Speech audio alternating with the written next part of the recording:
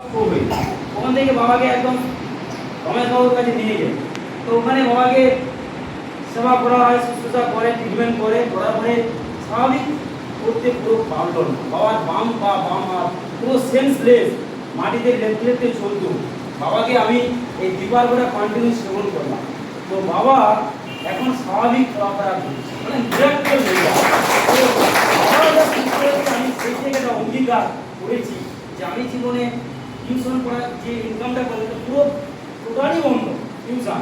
তো এখন আমি এই বিপার্গ নিয়ে কাজ করি এবং দিদির শ্বাসকষ্ট ছিল, দিদির শ্বাসকষ্ট ভালো হয়ে গেছে, আর কোনো রকম দিদির প্রবলেম হচ্ছে না। তো সেই নিয়ে এখানে আমি প্রচুর পরিবারকে দেওয়া হচ্ছে, প্রচুর মানুষকে সিস্টেম আনা হচ্ছে এবং এখান থেকে আমি প্রায় 2 লক্ষ টাকা ইনকাম করেছি অল্প দিনে।